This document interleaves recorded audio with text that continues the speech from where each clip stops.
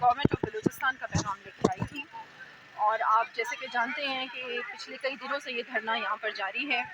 اور میں تو سمجھتی ہوں کہ جو حکومت ہے وہ واقعی میں والدین ہونے کا ثبوت پیش کر رہی ہے، اور بہت پیار سے آ کے بار بار ان سے رابطہ کر رہی ہے، اور انہیں یہی باور کروانے کی ہم کوشش کر رہے ہیں کہ بات چیت کے ذریعے ہی مسائل کا حل ہوگا۔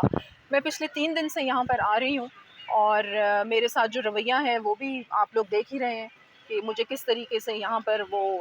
کہتے ہیں کہ آپ نہ آئیں یہاں پر، اور کیمپ سے مجھے نکالنے کی کوشش بھی کرتے ہیں۔ میں خود بلوچستان سے ہوں، بلوچستان کا حصہ ہوں، بلوچ ہوں، اور میں چاہتی ہوں کہ ہماری مائیں، بہنیں، بیٹیاں اس طریقے سے جو سڑک پر بیٹھی ہوئی ہیں وہ نہ بیٹھیں، اور عزت کے ساتھ اور پیار سے اور افہام و تفہیم سے اس مسئلے کا حل نکلے۔ میڈم یہ بتائیے گا کہ آپ 3 دن سے یہاں پہ آ رہی ہیں، آپ پہلے دن آئی، آپ کو اس وقت بھی یہاں پر جو ہے اچھے طریقے سے ٹریٹ نہیں کیا گیا، دوسرے دن آپ قرآن پاک یہاں پر لے کے آئی، اور آج جب آپ آئی سب نے مناظر دیکھے تو بلوچوں کی ایک بڑی پرانی روایت ہے کہ جب کوئی خاتون ان کے گھر میں جاتی ہے تو وہ قاتل کو بھی معاف کر دیتے ہیں۔ آپ تو قاتل بھی نہیں ہیں، آپ ایک نمائندہ بن کے آئی ہیں، تو آپ کے ساتھ یہ رویہ، یہ جن لوگوں نے مذاکرات کرنے ہوتے ہیں، کیا ان کا سٹائل اس قسم کا ہوتا ہے؟ دیکھیں بالکل، کل میں جب یہاں پر آئی تھی، پہلے دن میں آئی تو ان کا رویہ بہت سخت تھا میرے ساتھ، اور کل میں آئی تو میں قرآن لے کے آئی اپنی ان روایات کو مد نظر رکھتے ہوئے۔ آپ بھی جانتے ہیں کہ بلوچوں کی ایک بہت ہی خوبصورت روایت ہے کہ اگر قاتل بھی اور عورت اگر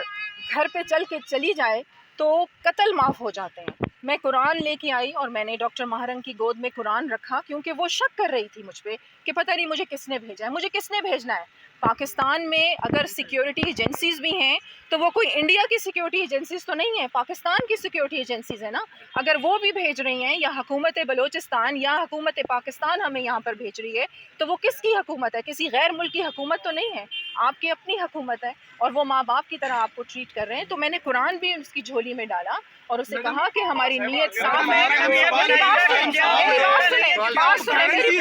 میری بات مکمل کرنے دیں، مجھے بات مکمل کرنے دیں۔ تو میں انہیں یہی دیکھیں، افغانستان کی جنگ کا کیا نتیجہ ہوا؟ اتنے عرصے کی جنگ میں اتنی معصوم جانیں ضائع ہوئیں، آخر بات چیت کے ذریعے مسائل کا حل نکالا۔ پھر وہ کہتے ہیں کہ یونائٹڈ نیشن نے پیلسٹائن میں کیا کر لیا، یونائٹڈ نیشن نے کشمیر میں کیا کر لیا۔ یہ پاکستان کا انٹرنل میٹر ہے، ہم سب کو مل کے بیٹھ کے سر جوڑ کے اس مسئلے کو حل کرنا ہے۔ اور جہاں تک انہوں نے بات کی بالاچ کی، دیکھیں بالاچ کا جب وہ واقعہ وہاں پر ہوا تو سی ٹی ڈی پہ انہی کی ڈیمانڈ تھی کہ سی ٹی ڈی پہ ایف آئی